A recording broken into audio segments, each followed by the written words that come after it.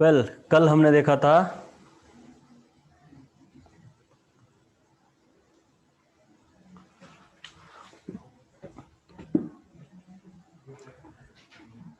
सम trends, atomic number, atomic mass, covalent radii, ionic radii, density, ये सब period में और ग्रुप में किस तरीके से चेंज होते हैं, उनके जनरल ट्रेंड्स हमने देखे थे। अब हमको इनके अंदर एक्सेप्शंस बहुत सारे हैं, वो धीरे धीरे देखने हैं, राइट। लेकिन ये जनरल ट्रेंड है और तीन चीजें बहुत इंपॉर्टेंट है: ionisation enthalpy, electronegativity, electron gain enthalpy, और उनके साथ नॉन मेटेलिक कैरेक्टर। ये सभी चीजें ग्रुप में ऊपर से नीचे कम होगी और लेफ्ट टू राइट बढ़ेगी। चलो, ये भी हमने देखा जनरल इलेक्ट्रॉनिक कॉन्फ़िगरेशन कैसा होगा। मेटालॉइड्स सभी याद किए थे हमने, ये सभी मेटालॉइड्स है। अब हम देखेंगे इस चैप्टर में हम क्या पढ़ने वाले हैं, किस तरीके से पढ़ेंगे, what will be our flow of learning. तो सबसे पहले हम देखेंगे introduction and electronic configuration of all group, जो कि हमने देखा कहाँ कहाँ पे कौन से ग्रुप्स है, क्या क्या है। उसके बाद सभी का मतलब एक्चुअली ये पी ब्लॉक एलिमेंट है, इसमें 11th और 12th क्लास दो पार्ट हो जाते हैं। मतलब पी ब्लॉक यहां से यहां तक है, उसके अंदर टोटल 6 ग्रुप है, 13 से लेकर 18 तक, 13 to 18। अब उनमें से एक मतलब 13 और 14 वाली जो ग्रुप है वो 11th क्लास में ही एनसीईआरटी में, और 14 15 नहीं 13 14 15 16 17 18 ये है दोनों 11th क्लास में। 15 16 17 18 ये चार है 12th क्लास में। इसको हम पहले पढ़ने वाले हैं, इसको हम बाद में देखेंगे आराम से, क्योंकि ये चैप्टर जो नोट्स है वो इसके हिसाब से लिखे गए हैं। तो ये जो ग्रुप्स होते हैं बुक में, एक्चुअली इन ग्रुप्स की पढ़ाई होती है, एक एक एक एक एक ग्रुप्स की पढ़ाई होती है। लेकिन हम ग्रुप्स की पढ़ाई नहीं करेंगे। बेसिकली क्या करेंगे, ये 15th ग्रुप, तो 15th ग्रुप के प्रॉपर्टीज, मतलब जो भी इलेक्ट्रॉन गेन एंथैल्पी कैसे वेरी करती है, आयनाइजेशन एंथैल्पी कैसे वेरी करती है, फिर उनके अलोट्रॉप्स क्या क्या है, फिर methods of preparation of various compounds of 15th group, उसके बाद methods chemical properties of 15th group, ये सब यूजेस ऑफ 15th ग्रुप हम उल्टा करेंगे। हम इस तरीके से नहीं पढ़ेंगे क्योंकि ये बहुत ही लेंदी हो जाता है चैप्टर और समझता भी नहीं। हम वो नहीं करेंगे। एक बार इंट्रोडक्शन किया, सभी ग्रुप का इंट्रोडक्शन, इलेक्ट्रॉनिक कॉन्फ़िगरेशन किया, सभी ग्रुप का एक साथ इलेक्ट्रॉनिक कॉन्फ़िगरेशन, ऑकरेंस सभी का, फिजिकल प्रॉपर्टीज सब, प्रॉपर्टीज प्रिपरेशन सबका एक साथ। समझ रहा है क्या कर रहे हैं हम, क्या कर रहे हैं, समझ रहा है ना। उल्टे उल्टे तरीके से जाएंगे हम जरा, जिससे कि आसान होता है। अब है हमारा फ्लो। तो सबसे पहले इंट्रोडक्शन और इलेक्ट्रॉनिक कॉन्फ़िगरेशन हमने देख लिया है।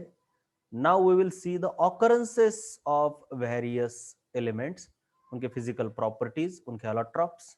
उसके बाद हम देखेंगे लुईस स्ट्रक्चर, सभी के सभी लुईस स्ट्रक्चर जो पी ब्लॉक चैप्टर में आते हैं वो सभी देखेंगे हम। उसके बाद है hybridisation of all the compounds. Lewis structure के बाद लुईस स्ट्रक्चर, हाइब्रिडाइजेशन और ज्योमेट्री होती है ना, वो सब देखेंगे। जो भी है, अमोनिया है, अब नाइट्रोजन है ना, 15th ग्रुप यानी नाइट्रोजन फैमिली, तो नाइट्रोजन के जितने भी कंपाउंड्स है उसके लुईस स्ट्रक्चर्स, उनकी ज्योमेट्री, ये सब देखेंगे। उसके बाद chemical properties and uses of all compounds, और बाद में पहले केमिकल प्रॉपर्टीज बाद में प्रिपरेशन देखेंगे। क्यों? क्योंकि केमिकल प्रॉपर्टीज बहुत इंपॉर्टेंट है, इनको पूछा जाता है, ये जरा कम इंपॉर्टेंट है, और सभी के यूजेस फाइनली अंत में देखेंगे। अब यहां पे केमिकल प्रॉपर्टीज यानी केमिकल रिएक्शंस है, तो केमिकल रिएक्शंस पढ़ने से पहले हमें redox reaction, oxidation, balancing, K2Cr2O7 और KMnO4 इनके बारे में पढ़ना पड़ता है। अब बेसिकली रेडॉक्स रिएक्शन हमारा ऑलरेडी हो चुका है, फिर भी मैं एक छोटा सा उसका रिवीजन कर लूंगा। ऑक्सीडेशन, फिर बैलेंस क्या किए, आयन इलेक्ट्रॉन मेथड जो रहती है हमारी, फिर इक्वेशन मेथड है, वो सभी को रिवाइज करेंगे हम, बस बाकी कुछ नहीं। तो चलिए ये वाला, अब कंडेंस्ड इलेक्ट्रॉनिक कॉन्फ़िगरेशन, जो कि हमने एक्चुअली पढ़ा हुआ है, कोई ऐसी बहुत बड़ी बात नहीं है, ऑलरेडी हमने पढ़ा हुआ है सब कुछ। ये अभी रिवीजन चल रहा है, एक ए वाला और आगे वाला लेक्चर रिवीजन में ही जाएगा ये सब। तो अगर आप देखोगे नोबेल गैस के बारे में, तो आपको ऑलरेडी पता है कि पहले पीरियड का नोबेल गैस कौन है, हीलियम। उसके अंदर कितने इलेक्ट्रॉन है, 2। बात समझ में आ रही है ना, ये किस तरीके से हो रहा है। ये और बेटा देखिए, और उसकी लास्ट सबशेल कौन सी है 1s। अगर हम उसका इलेक्ट्रॉनिक कॉन्फ़िगरेशन करते हैं तो 1s2 आएगा, उसकी लास्ट सबशेल 1s। इसके बाद है दूसरे पीरियड का नोबल गैस कौन है, नियॉन, पता है ना? अरे पता है कि नहीं, दूसरे पीरियड का नोबल गैस कौन है? समझ रहा है ना ये क्या बात क्या हो रही है? ये देखो, ये ऊपर वाला है पहला पीरियड, यहाँ हीलियम है, राइट। दूसरे पीरियड का नोबल गैस ये देखो यहाँ पे है, तीसरे पीरियड का यहाँ पे, चौथे पीरियड का यहाँ पे, समझ रहा है ना? ये नोबल गैसेस है।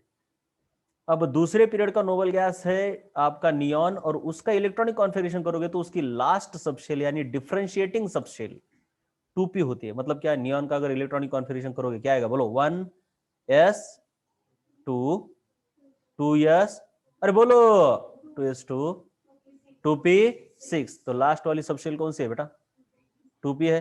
उसके अंदर कितने इलेक्ट्रॉन है, 6 इलेक्ट्रॉन है, समझ रहा है ना? तो this is called as the differentiating subshell. उसके बाद है आपका तीसरे पीरियड का नोबल गैस आर्गॉन, 18 इलेक्ट्रॉन है, उसकी 3p है लास्ट सबशेल।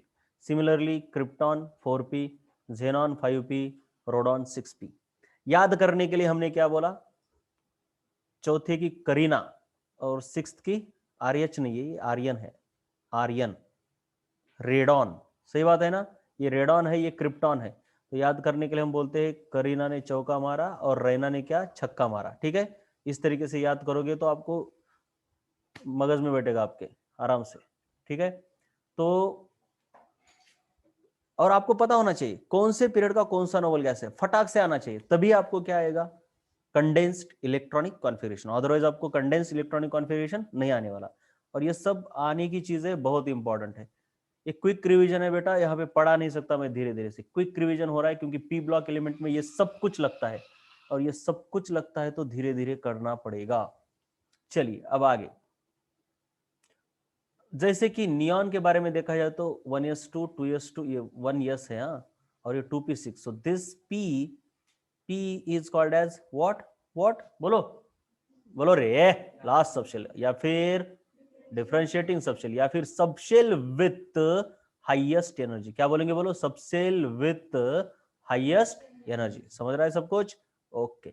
अब सबशेल के बाद क्या होता है बेटा, बहुत इंपॉर्टेंट चीज है सबशेल के बाद। देखिए एक चीज और होती है वैलेंस शेल। क्या बोलते हैं उसको, वैलेंस शेल। वैलेंस शेल यानी इलेक्ट्रॉनिक कॉन्फ़िगरेशन में प्रिंसिपल क्वांटम नंबर जिसका सबसे बड़ा है वो लास्ट सबशेल अलग हो सकती है। जैसे कि अगर आप देखोगे यहां, ये कौन है, लास्ट सबशेल। क्या ये लास्ट सबशेल या फिर सबशेल विथ हाईएस्ट एनर्जी। लेकिन लास्ट शेल ये नहीं है, सबशेल डी है। शेल कौन है, 5, इसकी शेल क्या है, 5 है। इसकी शेल कौन सी है, 4th। इसकी शेल कौन सी है, बोलो रे, 6th। सो सबसे वैलेंस शेल कौन है इसकी, बोलो रे, 6 इज द वैलेंस शेल। लेकिन हाईएस्ट एनर्जी किसकी है, 5d। बात समझ में आ रही है? वैलेंस शेल अलग और सबशेल विथ हाईएस्ट एनर्जी अलग, ठीक है ना? वैलेंस कौन होती है, शेल होती है, सबशेल नहीं होती। सबशेल एनर्जी के अकॉर्डिंग होती है, राइट। और ये सभी कंसेप्ट मैंने ऑलरेडी एटॉमिक स्ट्रक्चर में भी बताए हैं आपको। उसके बाद अभी देखेंगे हम कंडेंस्ड इलेक्ट्रॉनिक कॉन्फ़िगरेशन कैसे करते हैं। चलो इधर दिखाता हूँ, एक एग्जांपल दूंगा मैं आपको। बस मान लो कोई भी ले लो, यहाँ पे जो मैंने लिया है रोडियम 45। रोडियम 45 एटॉमिक नंबर है ना, तो नंबर को नीचे लिखेंगे, मास को ऊपर लिखते, राइट। तो हमको क्या करना होता है, इसके पास का नोबल गैस, पास का लेकिन छोटा, पास के 2 होते हैं नोबल गैसेस के एटॉमिक नंबर याद होने चाहिए। अब इसके पास 2 है, नीचे वाला कौन है, एटॉमिक नंबर नोबल गैस के 2 10 18 36 54 86। तो ये इन दोनों के बीच आ रहा है, नहीं नहीं नहीं नहीं नहीं नहीं नहीं, इन दोनों के बीच आता है क्रिप्टॉन। बात सही है? तो कौन लेना है, ऊपर का लेना है नीचे का, हाँ ऊपर का लेंगे हम। तो ऊपर का 36 वाला कौन है, क्रिप्टॉन है। तो क्रिप्टॉन को ले लिया बेटा। क्रिप्टॉन मतलब करीना, करीना मतलब चौका मारती है, चौका मतलब 4p, ऐसा याद होना चाहिए फटाफट। वहां पे नहीं 1 2 3 4 ऐसा नहीं जमता। हाँ, 10 सेकंड में इस क्वेश्चन को सॉल्व करना है। फिजिक्स में चाहिए टाइम, चाहिए ना। फिजिक्स के लिए अगर टाइम चाहिए तो टाइम कहाँ से निकालोगे? बायोलॉजी और केमिस्ट्री, उनके ऊपर ही अत्याचार करना पड़ेगा। फिजिक्स आपके ऊपर करेगा, आप उनके ऊपर करो, तो मतलब बैलेंस हो जाएगा। बात सही है ना? ऐसा ही करना पड़ेगा। तो एग्जाम का मैनेजमेंट भी इंपॉर्टेंट होता है। ऐसे नहीं कि बस क्वेश्चन आ रहे, मैनेजमेंट करना है आपको, टाइम एक्सट्रैक्ट करना है केमिस्ट्री से, बायो से, ये सब चीजें देखी जाती है। आप कल जाके इतने बड़े बड़े डॉक्टर इंजीनियर बनोगे तो आपको ये सब मैनेजमेंट आना चाहिए। हाँ, ये मैनेजमेंट आपको कैसे आता है, आप स्पीड कैसे मैनेज करते हो? ऑन द स्पॉट आपके सामने आके पेशेंट है, आपको सब आता है, लेकिन बेटा मेरे को 2 दिन लगते हैं, ऐसा नहीं बोल सकते। ऑन द स्पॉट आया, फटाफट देखना पड़ता है, डिसीजन लेने पड़ते। हाँ, उसको सांप ने काटा या फिर और कुछ हो गया, उसको उसके अंदर कुछ चला गया, बोलेगा बेटा रुक, 2 दिन लगते मेरे को, पूरा रिवाइज करता थोड़ा, उसके बाद तेरा ऑपरेशन करता। ऐसा नहीं होता, टाइम मैटर्स। तो इसलिए आपको ये सब मैनेजमेंट आना चाहिए, फटाफट फटाफट। तो ये मैनेजमेंट होता है कि यहां से टाइम निकालो, वहां पे दे दो। तो इनऑर्गेनिक केमिस्ट्री किसके लिए बनी? इसी के लिए तो बनी है। खींचो, कितना भी टाइम खींचो, 5 सेकंड में क्वेश्चन आता है, 5 सेकंड 10 सेकंड में क्वेश्चन आने में कम समय लगेगा और उसको राउंड करने में ज्यादा समय लगेगा। बायोलॉजी वही करती है। बायोलॉजी में तो कम से कम स्टेटमेंट्स को घुमाया जाता है, राइट? स्टेटमेंट्स इंग्लिश के ऊपर थोड़ा घुमाते हैं। इनऑर्गेनिक केमिस्ट्री और ऑर्गेनिक में कुछ नहीं, स्ट्रेट फॉरवर्ड रहता है, राइट? तो बेटा चलो, तो ये है आपका क्रिप्टॉन। तो हमने क्रिप्टॉन लिखा, क्रिप्टॉन यानी करीना, करीना यानी चौका, यानी 4p हो गया, 4p और 36 हो गए इसके। रोडियम के पास कितने हैं? 45 है। 45 में से कितने चले गए बोलो? इलेक्ट्रॉन 36 चले गए, कितने बचे इलेक्ट्रॉन? 9 इलेक्ट्रॉन बचे। तो 9 इलेक्ट्रॉन अभी आगे देने। 4p के आगे कौन आता है? 5s, 5s के आगे 4d, 4d के आगे 5p, क्योंकि f तो आता ही नहीं, आना चाहिए। वैसे तो ns के बाद क्या आता है बेटा? n-2 f, उसके बाद क्या आता है? n-1 d, और उसके बाद np। अब n तो आपका पीरियड की संख्या है, यानी ये वाली, ये वाली। अब फटाफट याद आना चाहिए। तो ये 5s, n-2 यानी 3f, 3f एग्जिस्ट करता है क्या? तो नहीं लिखना है, राइट? तो 5s 4d 5p, और ये याद होना चाहिए फटाफट। 1s, 1s के बाद क्या आता है? 2s, 2s के बाद क्या आता है? 2p दूसरे पीरियड में, सही बात है ना? तीसरे पीरियड में 3s 3p, चौथे पीरियड में 4s 3d 4p, उसके बाद 5s 4d, बोलो 5p 5p, उसके बाद 6s 4f 5d 6p, और 7s, फिर उसके बाद क्या? 7s, चलो छोड़ो, 7s 5f, बोलो 6d 7p। रटा हुआ होना चाहिए, रटा हुआ, राइट? चलो बेटा, ये कहां से आ गए 9? और चलो 5s, तो अभी 9 बचे, 9 बचे, तो उनमें से 9 इधर नहीं लगा सकते। उसकी कैपेसिटी कितनी है? 2 इलेक्ट्रॉन की। यस की कैपेसिटी कितनी है? 2 इलेक्ट्रॉन। मैं तो बोलता हूँ ना, पी ब्लॉक एलिमेंट, इस एक चैप्टर को ध्यान से करो। मैं जो कर रहा हूँ पूरा, उसके अंदर पूरा रिवाइज करता हूँ मैं। Lewis structure, valence bond theory, ये सब सब सब जो आप सब कुछ भूल गए हो, उसको मैं पूरा रिवाइज करता हूँ। बस आराम से करो, घर पे जाके पढ़ो जरा, ठीक है? पूरा रिवाइज हो जाएगा। ये 2 7 बचे, 7 हो गया। ये हो गया इसका क्या? अरे ये क्या है? ये condense electronic configuration of rhodium. बात खत्म। तो उसी प्रकार से ये कंडेंस इलेक्ट्रॉनिक कॉन्फ़िगरेशन कराए गए हैं इनके। चलिए एक और करते हैं। ये किसका करेंगे? इसका प्लेटिनम का करके देखते। चलो प्लेटिनम 78, प्लेटिनम, बेटा प्लेटिनम 78। अब फटाफट याद आ रहा है ना कौन सा है? 54, 54 के बाद 86, 54 86, 54 86। किसको लेना है? किसको लेना है? 54। 54 में कौन बैठा है? जेनॉन। जेनॉन ना चौका ना छक्का, फिर पांचवा। बात सही है। Xenon 5p 54। चलो 54 और ये कितना होता है? 58 78 28, 28 बच गए। इलेक्ट्रॉन कितने बचे बेटा? 28। 5p के बाद क्या आता है? 6s। लिख लो पहले, 6s 4f, बोलो 5d 6p। चलो 2 गए, 2 गए, 26 बचे, 14 गए, 16 हो गए, 10 बचे ना? कुछ गलत हो रहा है क्या? नहीं ना? पिटाई होगी। 10 तो नहीं आनी चाहिए यहाँ पे यार, 10 तो नहीं, 9 आनी चाहिए, 9 आनी चाहिए। क्या हो रहा है? 54 है और कितने बचे? 54 28 बचे, 16 हो गए, हाँ ठीक है 16 हो गए। अब 28 करने के लिए 12 कहाँ से आ रहे हैं? कुछ तो गलत हुआ क्या? 24 बचे ना, वही तो बोल रहा। चलो अच्छी बात है तुम। 26 हो गए। अब कितने बचे? इराक से पिटाई और हो गए 9 आने चाहिए यहाँ पे मेरे ख्याल से। कितने आ रहे? 12 2 16, 16 4 और 4 8 आ रहे हैं ना, 8 आ रहे। इस तरीके से इसका ये कंडेंस्ड इलेक्ट्रॉनिक कॉन्फ़िगरेशन, बात सही है, समझ रहे? अब इसमें ये तो नहीं है, ये नहीं है, समझ में आया क्या? जिसमें इलेक्ट्रॉन नहीं है उसको थोड़ी पकड़ना है, वो एम्प्टी है। तो सबशेल विद हाईएस्ट एनर्जी किसको बोलोगे आप? 5D को बोलोगे, इसको नहीं। लिखा है लेकिन उसके अंदर इलेक्ट्रॉन थोड़ी है। जब तक किसी चीज के अंदर इलेक्ट्रॉन नहीं जाता उसकी एनर्जी थोड़ी होती है। अब यहाँ पे पोटेंशियल है, ग्रेविटेशनल पोटेंशियल है, इस पॉइंट पे ग्रेविटेशनल पोटेंशियल है, लेकिन इस पॉइंट को पोटेंशियल एनर्जी थोड़ी रहती है। एनर्जी कब आती है? जब वहां पे कोई ऑब्जेक्ट जाएगा तो। अरे बात समझ रही है क्या? बात समझ रही है? ये अगर पॉइंट है स्पेस के अंदर, तो उस स्पेस के अंदर क्या होता है? पोटेंशियल एनर्जी रहती है या ग्रेविटेशनल पोटेंशियल रहता है? पोटेंशियल एनर्जी नहीं रहती बेटा, एनर्जी किसी ऑब्जेक्ट को रहती है। एनर्जी किसी ऑब्जेक्ट को रहती है। अगर ऑब्जेक्ट ही नहीं तो वहां पे एनर्जी नहीं रहती, वहां पे क्या रहता है? पोटेंशियल रहता है। पोटेंशियल का मतलब अगर वहां पे ऑब्जेक्ट ले जाओगे तो इतनी इतनी एनर्जी हो जाएगी। चलो ठीक है छोड़ो, ये इतना मेरे को कहना है कि ये एम्प्टी ऑर्बिटल है, उसके अंदर इलेक्ट्रॉन है क्या? नहीं। तो सबशेल विथ हाईएस्ट एनर्जी या फिर डिफरेंशिएटिंग सबशेल कौन है?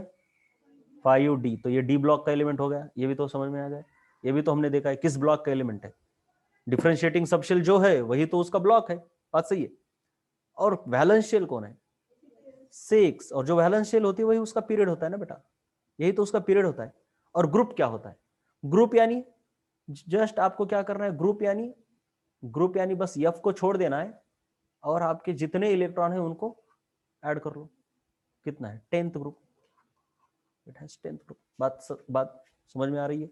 F को क्यों नहीं कंसिडर करना है? क्योंकि वो बाहर है ना, पीरियोडिक टेबल के बाहर रखे हुए हो।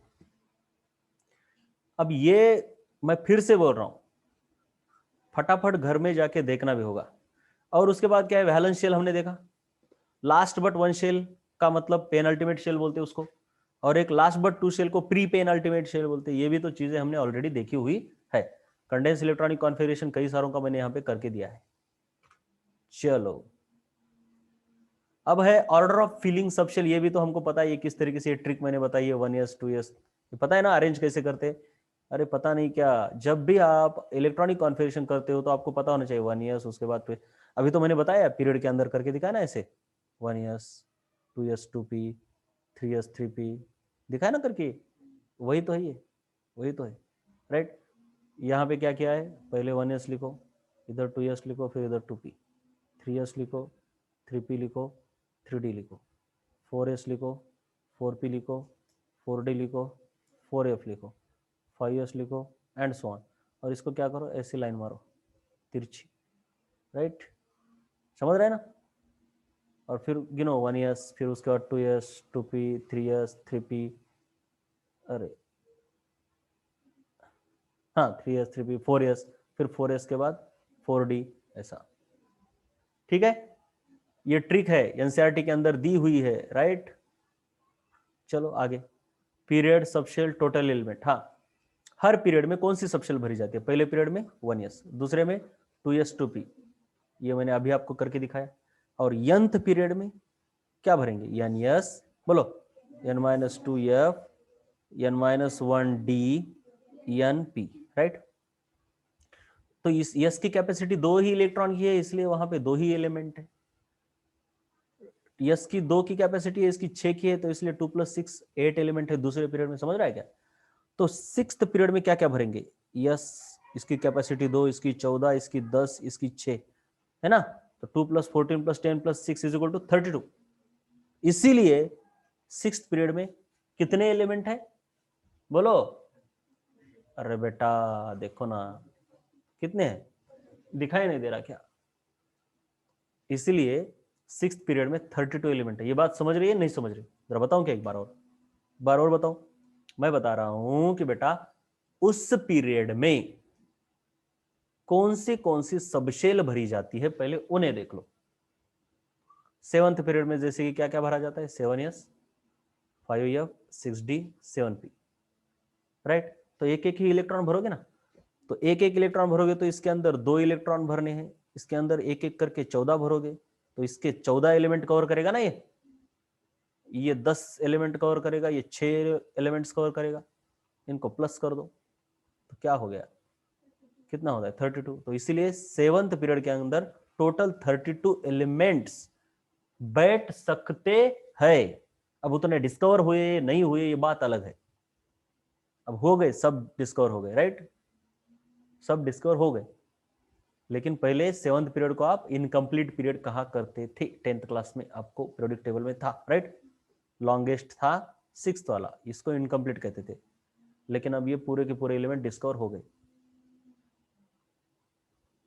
उसके बाद और एक चीज होती है, एटमॉस्फेयर में क्या क्या होता है ये भी पता होना चाहिए आपको। तो देखो बेटा, हमारी ये पृथ्वी माता है, ये ऐसी, इसके अंदर भी बहुत कुछ है, इसके बाहर भी बहुत कुछ है। हम यहाँ पे बैठे हुए शान से, राइट, हम यहाँ पे भी ऐसे बैठे हुए शान से, हम यहाँ पे ऐसे बैठे हुए हैं क्या, ऐसे है क्या, नहीं ना, कैसे है फिर, ऐसे है क्या, ऐसे ही है ना, ये तो उल्टा हो गया फिर, सही बात है ना, ये उल्टा नहीं है, इसी को सही कहते हैं, क्योंकि स्पेस के अंदर ना तो कोई उल्टा है ना तो कोई सुलटा है। स्पेस में जाओगे तो कुछ भी नहीं है, स्पेस के अंदर ये भी दिशा ऊपर की, नीचे की भी, सब सब ऊपर, सब सब सेम है। तो हम तो ऊपर नीचे विथ रिस्पेक्ट टू ग्रेविटी कहते हैं, सही बात है ना, नहीं समझ रहा, यहाँ पे ऐसा खड़ा रहेगा आदमी, अब हम यहाँ पे बैठे तो हम कुछ यहीं पे इक्वेटर के ऊपर ही है ना, इक्वेटर के थोड़े ऊपर है हम, अरे हम कहाँ पे है, अंटार्कटिका में है, आर्कटिक में है, कहाँ है फिर, इक्वेटर के ऊपर है, इक्वेटर के थोड़े से ऊपर है, इक्वेटर तो हमारे नीचे से जाता है, कहाँ, कन्याकुमारी के नीचे से छूता हुआ पैरों को, थोड़ा सा ऊपर है हम, राइट। तो हम यहाँ पे है तो बेटा हम इस तरीके से बैठे, ऐसे ऐसे perpendicular to the surface of the earth, इतना ही। तो जो भी हो, ये पृथ्वी माता है हमारी, ऐसे, चलो जरा उनको जरा ऐसे निकालते हैं। तो इस माता के नीचे और ऊपर बहुत सारी चीजें हैं, देखते हैं जरा, चलो। इसके नीचे ये एक परत है ऐसी, देखोगे तो, अरे बेटा ये पेंट की तरह तो नहीं है ना, ये वाला जो परत है, ये वाला यहाँ, इसको बोलते हैं अर्थ क्रस्ट, क्या बोलते हैं, अर्थ क्रस्ट। ये हम यहाँ पे है, इसको अगर आप डिग करोगे, राइट, तो डिग करते हुए जाओगे तो बेटा पहले अर्थ क्रस्ट लगती है। अर्थ क्रस्ट में क्या होती है, मिट्टी होती है, कुछ रॉक्स भी होते हैं, बहुत सारे एलिमेंट्स और उनके कंपाउंड्स है, मतलब जो भी हम ये सब निकाले हैं ना खोद के, माइनिंग करके खानों से, ये सब अर्थ क्रस्ट के अंदर है। बात समझ में आ रही है। उसके बाद अगर नीचे जाओगे आप, इसके नीचे ये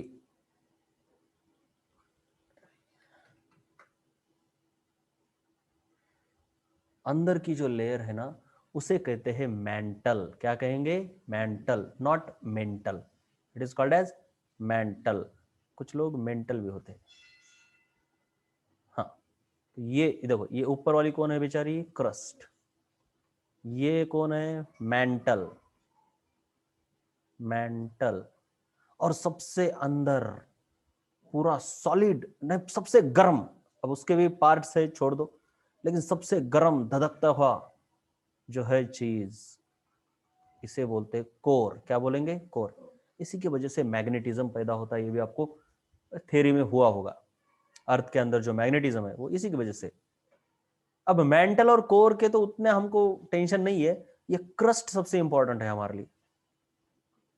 ये यहां तक हो गया, ये अर्थ के नीचे हुआ बेटा, इसको बोलते हैं, इस पूरे चीज देखो, अर्थ का ये जो सरफेस है ना, ये ऊपर का सरफेस दिख रहा है, ये जो सरफेस है ना, ये सरफेस को बोलते हैं बेटा लिथोस्फेयर। अर्थ के अंदर दो चीजें, लिथोस्फेयर, अर्थ के अंदर नहीं, अर्थ के ऊपर सतह पर लिथोस्फेयर और हाइड्रोस्फेयर। लिथोस्फीयर में मिट्टी है, जमीन है, हाइड्रोस्फीयर में पानी है। पैसिफिक ओशन बोले तो हाइड्रोस्फीयर, एशियन कॉन्टिनेंट बोले तो लिथोस्फीयर। बात समझ में आ रही है? हाइड्रोस्फीयर, लिथोस्फीयर, इन दोनों का मिला के क्या बनता है? अर्थ सरफेस, जो भी। अब अर्थ सरफेस के ऊपर जाओगे तो हवा है, उसे एटमोस्फेयर बोलते हैं। क्या बोलते हैं? एटमोस्फेयर। एटमोस्फेयर की भी लेयर्स है, तो सबसे नीचे है ट्रोपोस्फेयर, स्ट्रेटोस्फेयर, मेसोस्फेयर और सबसे फाइनल आयोनोस्फेयर। ये सब आपको याद होना चाहिए, जो कि हमें काम आता है। इनऑर्गेनिक केमिस्ट्री में ये सब चीजें, मतलब ज्योग्राफी और इनऑर्गेनिक केमिस्ट्री साथ साथ चलते हैं। ज्योग्राफी और इनऑर्गेनिक केमिस्ट्री को मिला के जो ब्रांच बनती है उसको जियोलॉजी कहते हैं, जियोलॉजी, राइट। तो ये हमको पता होना चाहिए, क्योंकि सब माइनिंग वाइनिंग पे ही चलता है। तो इसको याद करना, देखो ये याद नहीं होता, ये TSM याद नहीं होता, उल्टा पुल्टा होता है। पहले स्ट्रेटोस्फीयर है कि मेसोस्फीयर है समझता है नहीं। तो मैं क्या करता था, मैं जब याद करता था, मैं अपना ही बता सकता हूँ, बाकी का तो कुछ नहीं। तो मुझे देश बहुत ही पसंद थे, अलग अलग देशों की राजधानी और कैपिटल्स वैपिटल्स, ये मैं देखता था। तो ये कौन है रे? ये कौन सा कंटिनेंट है ऐसा? ऑस्ट्रेलिया। बहुत अच्छे बेटा, ऑस्ट्रेलिया, राइट। ये कुछ इस तरह, अब मैंने ड्रॉ भी उतना अच्छा नहीं किया था, तेरी भी गलती नहीं है, ऐसा कुछ था, राइट। ऐसे है ना कुछ। तो इसके नीचे यहाँ पे एक छोटा सा है, बड़ा भी है ये न्यूजीलैंड बड़ा है, राइट। लेकिन एक छोटा सा यहाँ पे एक आइलैंड है, इसका नाम है टास्मानिया। टास्मानिया। तो ये टास्मानिया, TSM, ऐसा मैं याद करता था, लेकिन बहुत ही गंदा ये, क्योंकि आपको यही पता नहीं तो क्या। तो आप लोग कुछ अलग तरीके से याद करो, तुझसे मेरी, ऐसा कुछ याद करो। TSM, तुझसे मेरी क्या, कुछ भी करो, यारी तो नहीं है ये। कुछ भी याद करो बस। ट्रोपोस्फेयर, स्ट्रेटोस्फेयर, मेसोस्फेयर, आयोनोस्फेयर, कुछ तो करो आप लोग। मैंने बता दिया टास्मानिया। तो बेटा हम रहते हैं ट्रोपोस्फेयर में, है ना, ट्रोपोस्फेयर है। उसके बाद स्ट्रेटोस्फेयर, जिसमें कौन रहता है? बहुत इंपॉर्टेंट चीज रहती है उसके अंदर, ओजोन रहता है। क्या है? ओजोन स्ट्रेटोस्फेयर में रहता है। चलो, तो ये तो जनरल बातें, ठीक है, इसमें भी कोई टेंशन है अभी? बहुत ही टाइम पास है। अब ये है सबसे ज्यादा खतरनाक। अब बेटा ये है, इसको याद करना है, और ये पूछा जाता है, इसके अंदर के एक्सेप्शंस को पूछेंगे। ये ट्रेंड को कभी नहीं पूछते, ट्रेंड तो सभी को पता होते हैं, जो आगे जाता है उसको एक्सेप्शन पता होते। बात सही है ना, राइट। देखो बेटा, टाइफाइड होने के बाद कौन से इंजेक्शन लगाने, वो तो डॉक्टर के हाथ के नीचे का कंपाउंडर भी लगाता है। आपने अगर कहीं गए होंगे हॉस्पिटल में, तो डॉक्टर कभी नहीं आता, वो कंपाउंडर आता है, वही इंजेक्शन लगाता है, वही सब कुछ करता है। डॉक्टर का काम क्या है फिर? उसको एक्सेप्शन मालूम होते हैं, उसको रूल्स नहीं। रूल्स तो सबको मालूम होते हैं, लेकिन एक्सेप्शन उसको मालूम होते हैं, वो डॉक्टर को।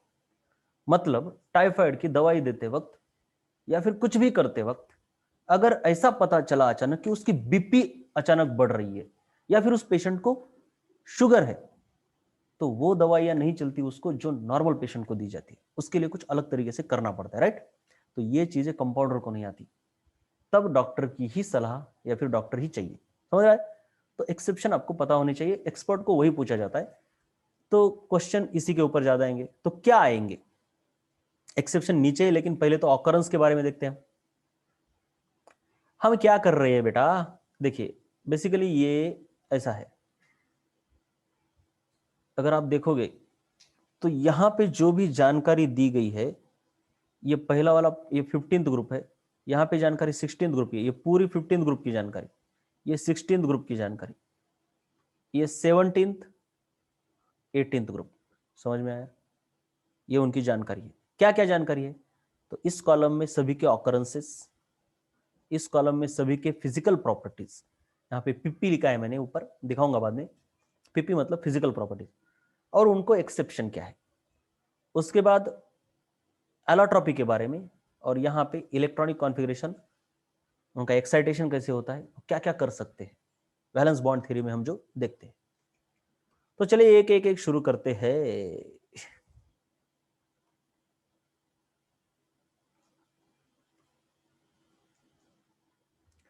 तो बेटा देखो, ये सबसे पहली बात है ऑकरेंस किसकी, 15th ग्रुप की। समझ रहा है ना, यहाँ पे लिखा है 15th ग्रुप। तो ऑकरेंस 15th ग्रुप में कौन है, नाना पाटेकर आज सब्जी बेचेगा। तो ये सभी कहां कहां पाए जाते हैं देखना है। तो सबसे पहले कौन है बेटा, नाइट्रोजन। नाइट्रोजन सबसे ज्यादा कहां पाया जाता है, एयर में, हवा में सबसे ज्यादा कौन है, नाइट्रोजन। कितना परसेंट है, 78% तो नाइट्रोजन N2 ही है। और दूसरा वो NO3 माइनस यानी नाइट्रेट या नाइट्राइट, अरे बोलो, नाइट्रेट। नाइट्रेट का मतलब होता है NO2 माइनस। ऑक्सीजन ज्यादा है तो 8, ऑक्सीजन कम है तो 8, sulphate sulphite, phosphate phosphite, right.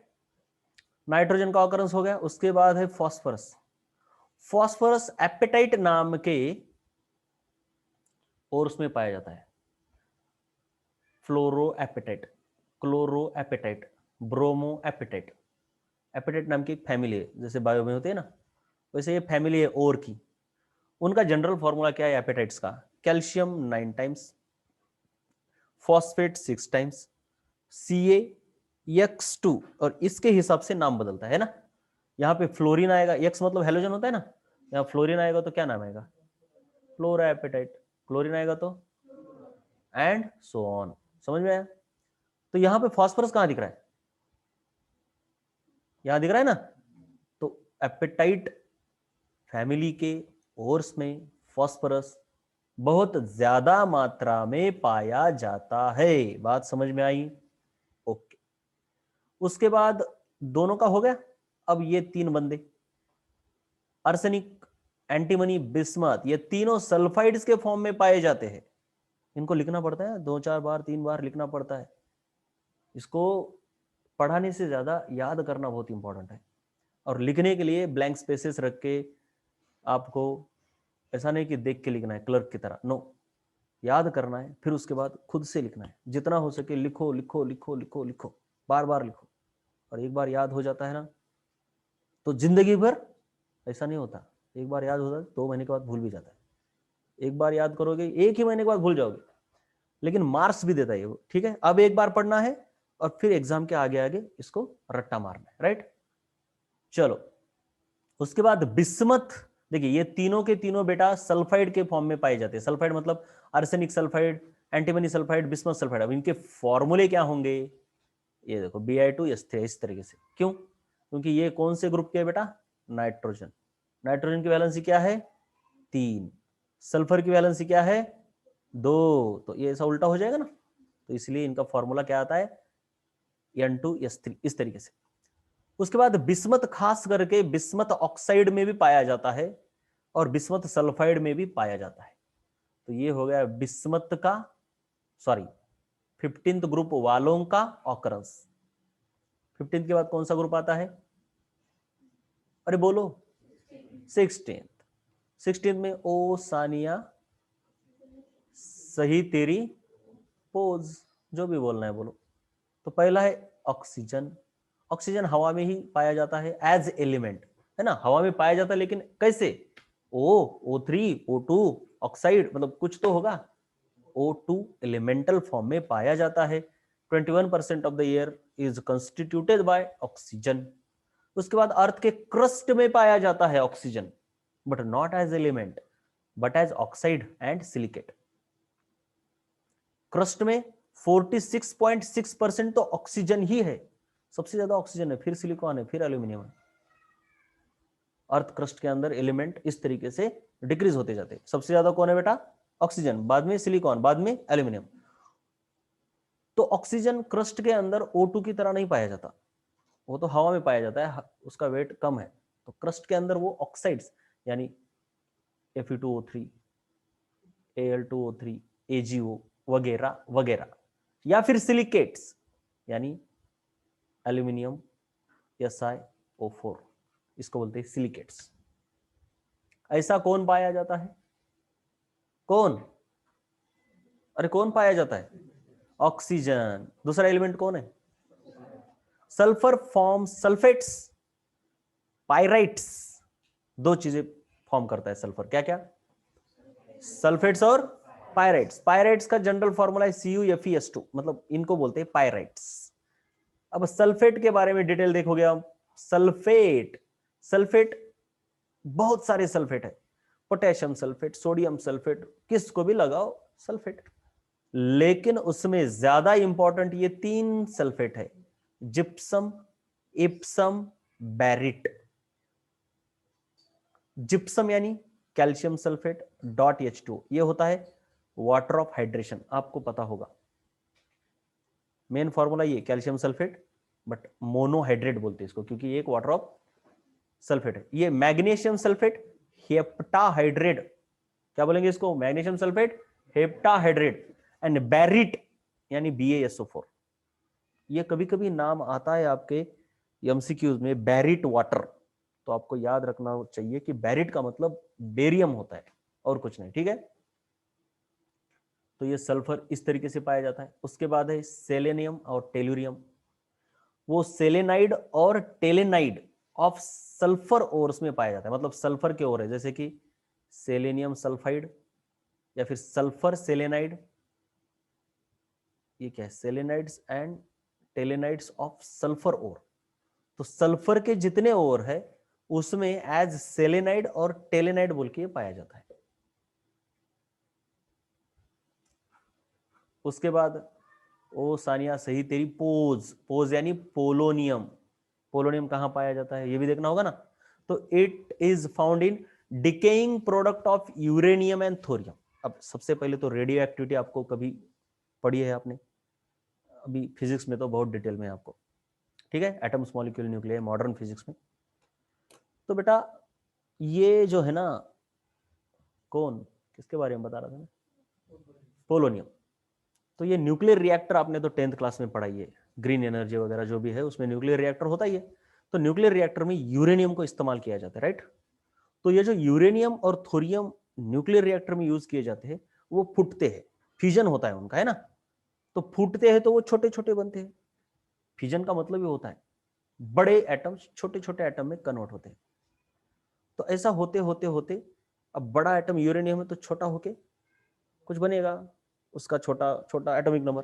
तो ऐसा छोटा होते होते वो यूरेनियम ये पोलोनियम के फॉर्म से गुजरता है। सो डिकेइंग प्रोसेस ऑफ यूरेनियम की एक स्टेज में कौन पाया जाता है, पोलोनियम, समझ में आया। उसके बाद है 17वां ग्रुप। 17वें ग्रुप में कौन है, first class biryani in Australia, right, first class biryani in Australia. तो उसमें से फ्लोरीन कहां पाया जाता है भैया, फ्लोरीन एज फ्लोराइड, साल्ट में, sodium fluoride, potassium fluoride, magnesium fluoride, calcium fluoride, हमारे दांतों में कैल्शियम फ्लोराइड होता है, राइट। उसके बाद अर्थ क्रस्ट में 0.07% पाया जाता है ये।